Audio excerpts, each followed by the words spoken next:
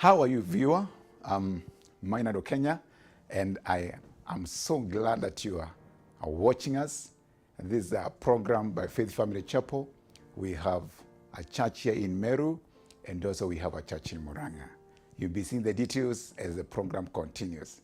Wherever you are listening from, I welcome you so humbly that you can be somewhere listening to me. I believe that this is divinely ordered. Whether you are taking a cup of tea in a hotel, whether you are in a bar, whether you are in a house, wherever you are, I have some good news, the best news that ever was given to us.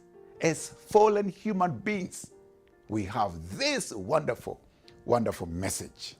And today, I'm going to just be elaborating on a few things from the book of Ephesians. The book of Ephesians is a powerful book. And I want to let you know that the book of Ephesians is a book that is taking us back to the Garden of Eden, before Adam and Eve fell and they were thrown out of the garden. It takes us back to the original plan that God had for mankind. And so as you listen to this one, we are going back to the Garden of Eden. There's a song that is sung, back in Eden. I'm free from all sin. I'm free from all evil. I'm free from all that. Now, this book, you may not have realized it, but it takes us back to the Garden of Eden. This life has got so many challenges until some people, they commit suicide. Others, they have lost hope. But come back and get hope. Be strong. Don't do evil to yourself.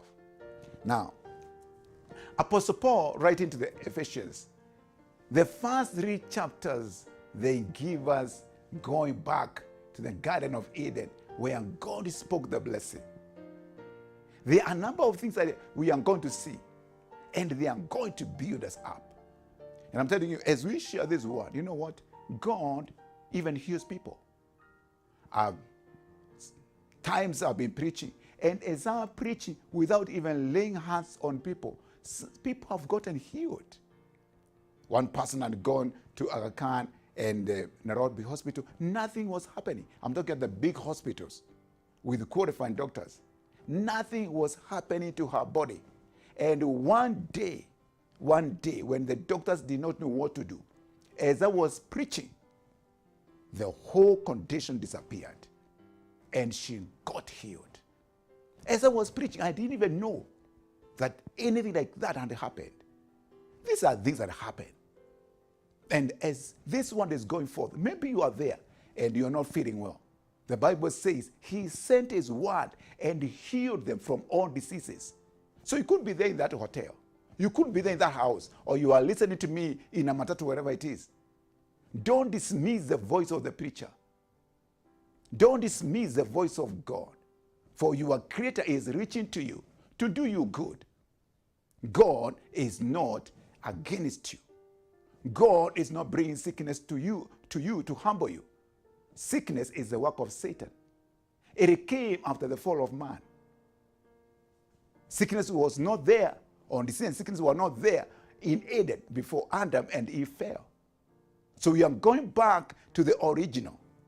The very initial part, where man was created in the image and the likeness of God. And we know that Jesus came and took away the sinful nature.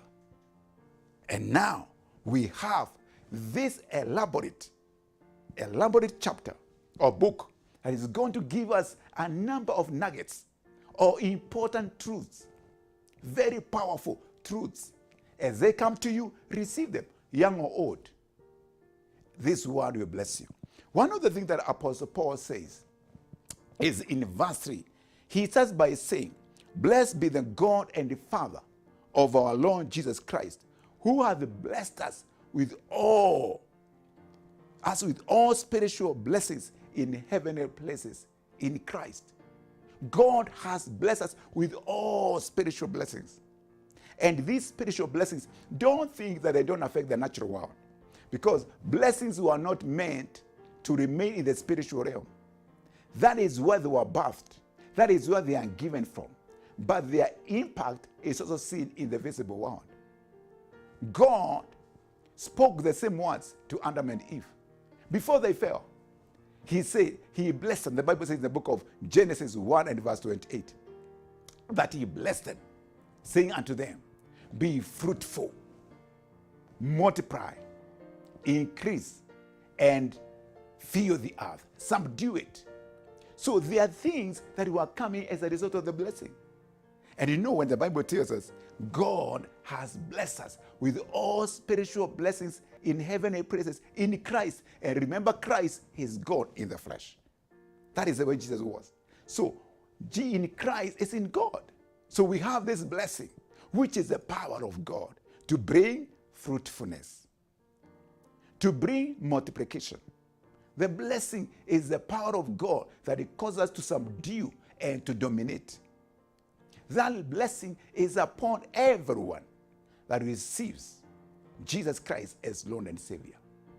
Whether you are experiencing those things or not, it's a different story. Because you can be a Christian and you don't know your rights. You know, the Bible talks about in the book of Isaiah, I forget the part, but the Bible says that bring to me those who have eyes and they don't see, and they're blind. They have eyes, but they don't see.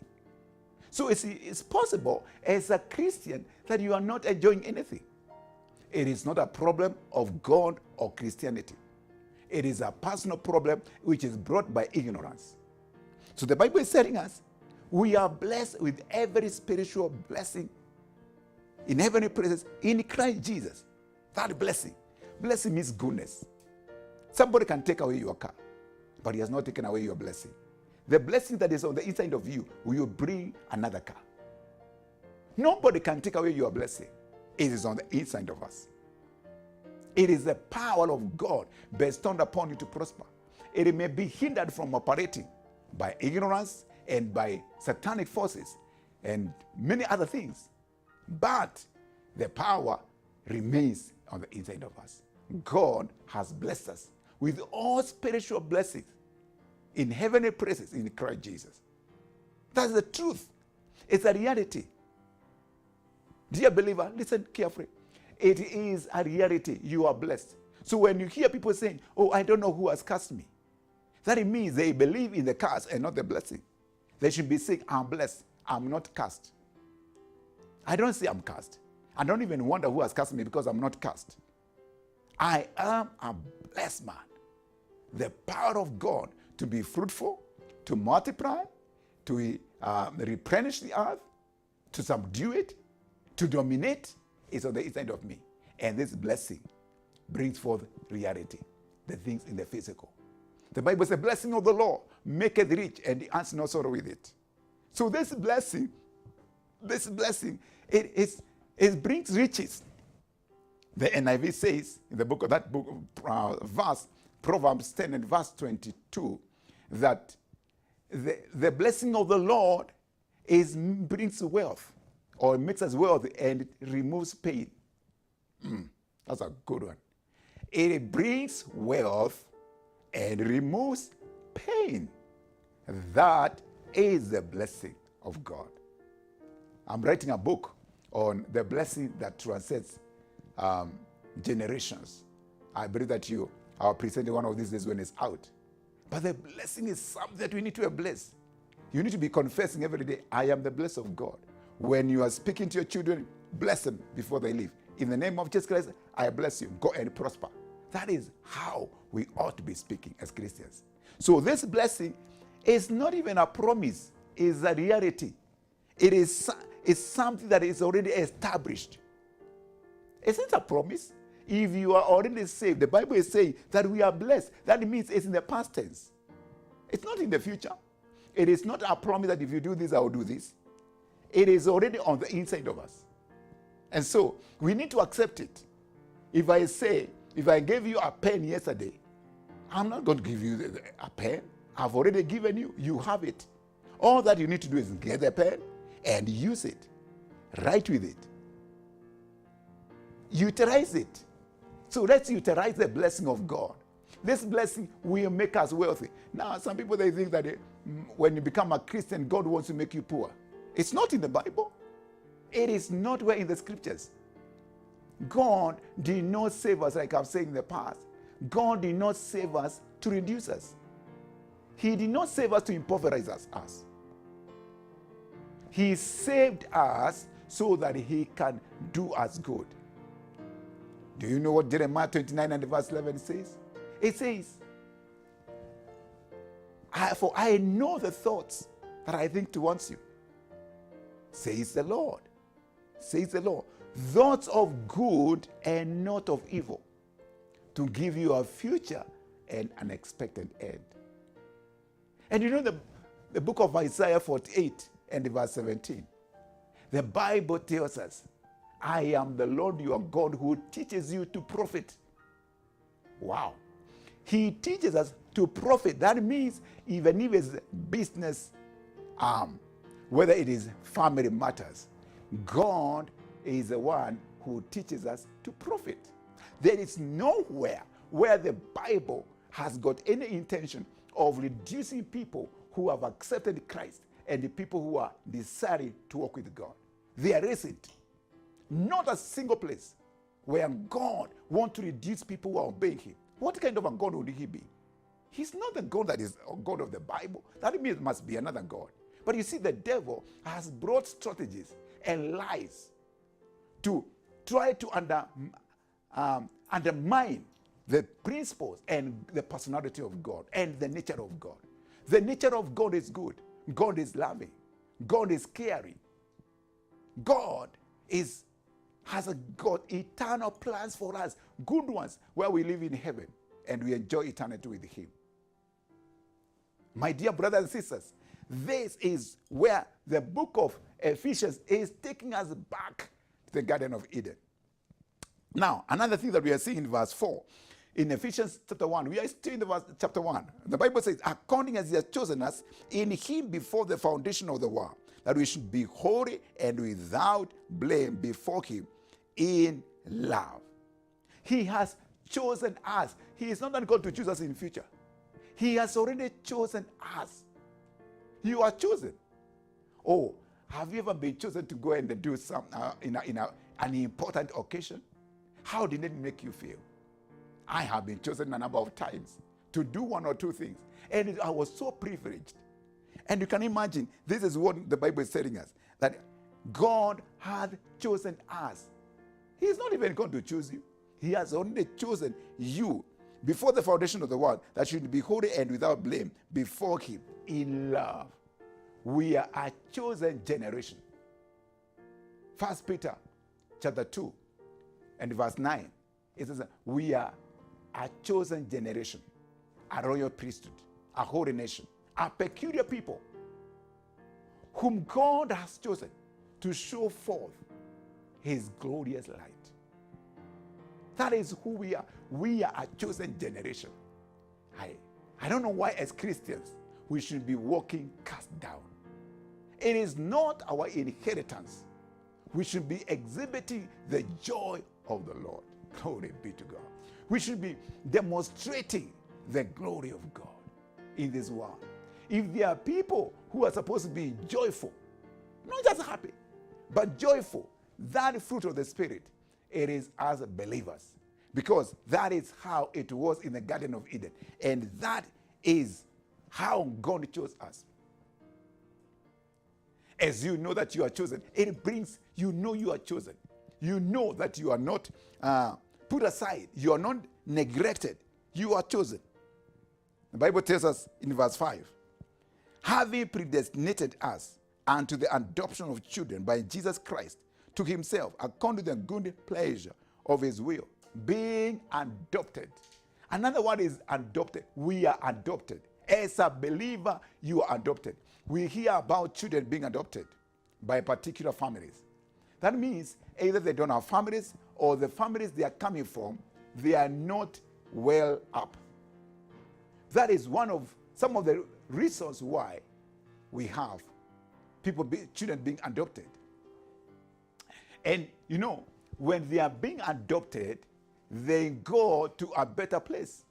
So for us to be adopted, we are being called to a better family. We are being called to a more superior and wealthy family. So we've been adopted, not to a poor family. We are adopted.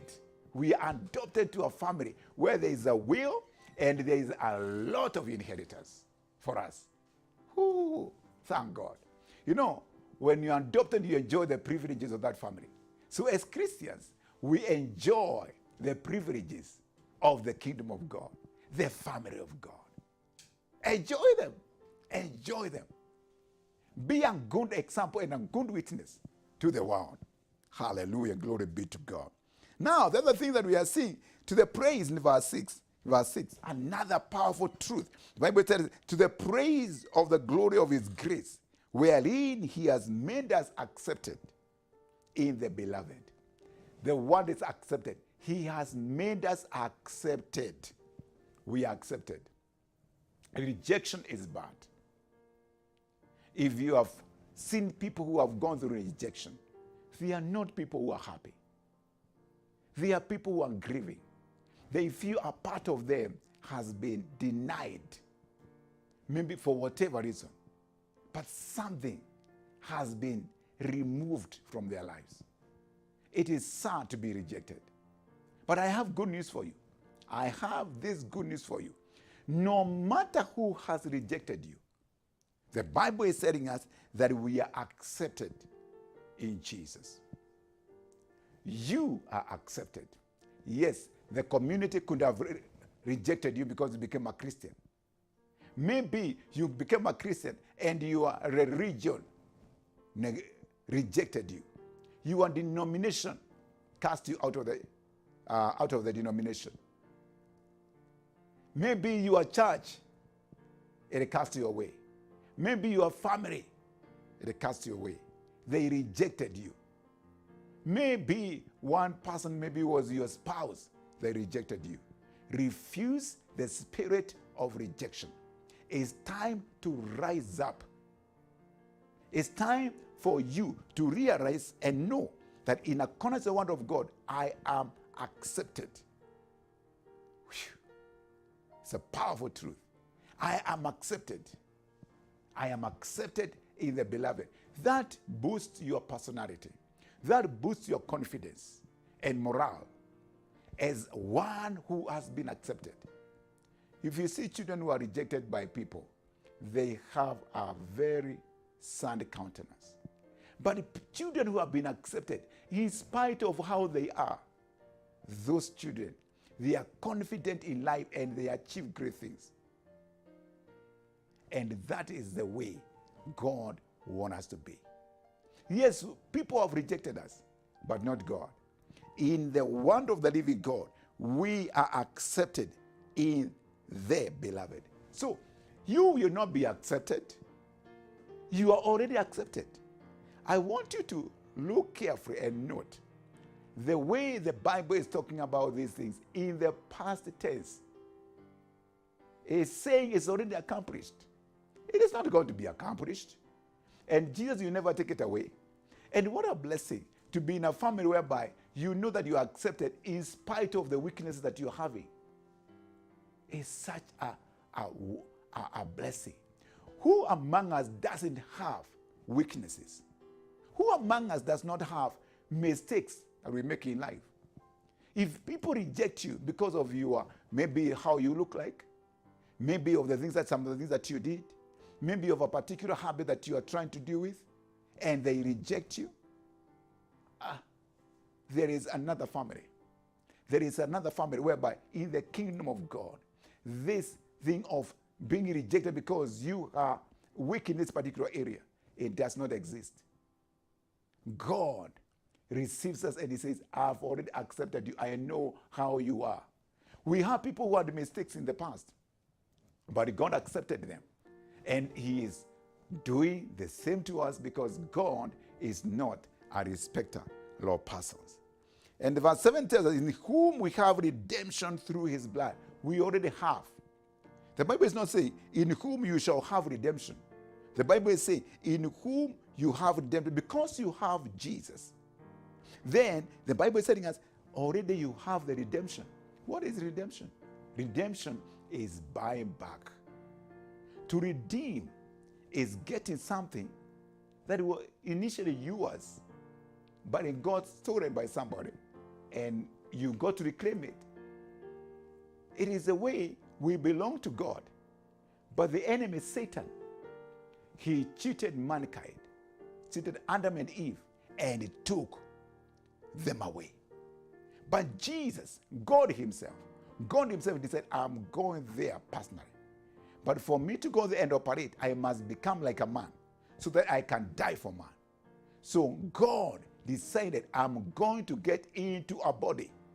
The Bible says, a body have I prepared you. So God came into a body like us, the seed of Abraham. So when he came, he died so that he can redeem us. So when you receive Christ as a Christian, you know that you are redeemed. You shall not be redeemed. You are already redeemed. You are already bought back. And hear me. Let me continue this one. You are not redeemed to be cast away. God has redeemed you so that he can lift you up. So as Christians, we should look forward to manifesting the lifting up. Either financially, academically, socially, in every way, we should be looking to the manifestation of this redemption. Because the Bible is telling us we have been redeemed by the blood. The blood has already washed away our sins. We are forgiven. And if we make any mistake, we still go and get into that blood, confess our sins, and plead the blood of Jesus, and walk in liberty and freedom. Have freedom from that sin. The word of God is amazing. We need to understand the scriptures. Many people, they do not have the revelation of the word of God. But when you look at it, you see the wealth. We can't go into everything in this world. But the Bible is telling us that we are redeemed. In chapter 2, let me just skip a little bit. Let me go to verse 11 before I go to chapter 2, if we have time. In whom, verse 11, in whom also we have obtained an inheritance. We have obtained an inheritance, being predestinated according to the purpose of him who worketh all things after the counsel of his own will. So the Bible is telling us that we have obtained an inheritance. We have obtained an inheritance. You know, an inheritance is not something you work for. An inheritance is something you are given by virtue of belonging. Or because of something. Somebody decides, I'm going to give you something. An inheritance, you don't work for it. You work for wages and salaries, but not for inheritance. I got an inheritance from my dad when he passed on, and he gave us, every one of his children, something. So I have a piece of land. I did not get that land because I worked for it. I never did. He is the one who paid for it. He bought it. So he gave me a piece of land. And that land is an inheritance to me. I enjoy it. It's in my name. And I enjoy this land. So we have obtained an inheritance. As a Christian, don't live like somebody who doesn't have an inheritance. Jesus paid the price. Let's get our inheritance. Because this is God's will for each one of us. Christianity is wonderful. There is no religion and there is no one, so people call themselves Messiah. They have come to help us to go to heaven.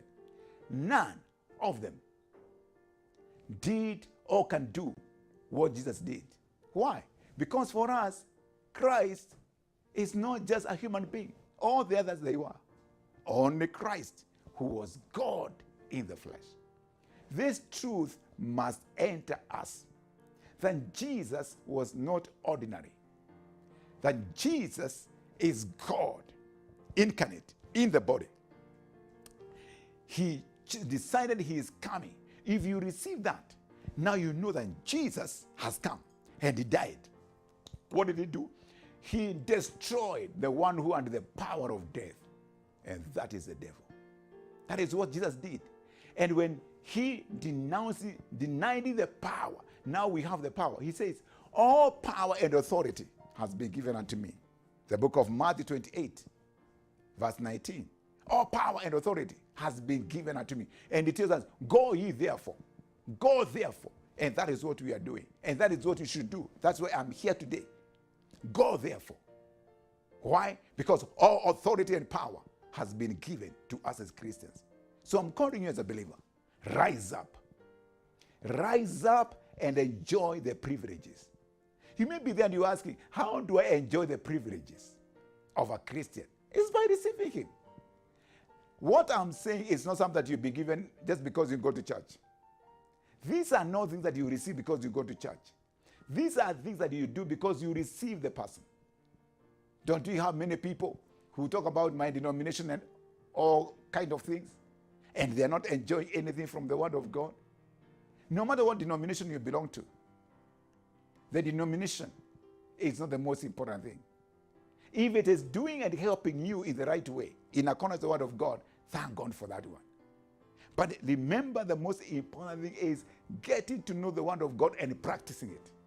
Knowing the truth, that being born again, our blessings and good things just in heaven, they are here on earth. And this is it. Joy is our portion. Material acceptance is our portion. Forgiveness of sins is our portion. There is an inheritance that we have. Some of our parents, when we died, they left us with bills to pay. But Jesus didn't. When Jesus died, he left us with a will. And that will is bigger than any bills. If you understand the will of God, the will that Jesus left us, because it's in all power, all authority, all things are mine. When he said that, that means we have everything. So it's whether it's debt or whatever it is, we have. The will of God is greater than the bills, is greater than the debts. So if you get to understand this, you have more provision than your needs. May it be so in the name of Jesus. This is the mind of God. So how do you enjoy this Christianity? You enjoy it by receiving Christ into your heart. By making a very simple prayer. Jesus, I come to you. I ask you to forgive me. Please receive me. You have said in your word, there is no one that comes to you will you cast away. I give my life to you. May you enjoy. May we as Christians, the body of Christ, start moving up. Start advancing. Start ascending. In our privileges, in the promises of the word of God, in the truths and realities that we see in the word of God. May we advance. May every kind of stagnation be broken from the lives of every believer in the name of Jesus. And every viewer, I decree the blessing that makes rich and God has no sorrow with it. That means that it brings joy. I speak the joy of the Lord. Start rejoicing. Somebody said, if somebody cannot, the devil cannot steal your joy, he cannot keep your goods. I speak the joy of the Lord upon you. And until next time, I wish you the best and pray that God will show himself strong on your behalf. Please, if this program has been a blessing, communicate to us or write to on the text and down there to Meru TV. Tell them how this program is blessing you. You'll be happy to hear from you. There are numbers under there, and you can contact us if you need help. Happy 2022, all of it. Enjoy yourself to the end, in Jesus' name.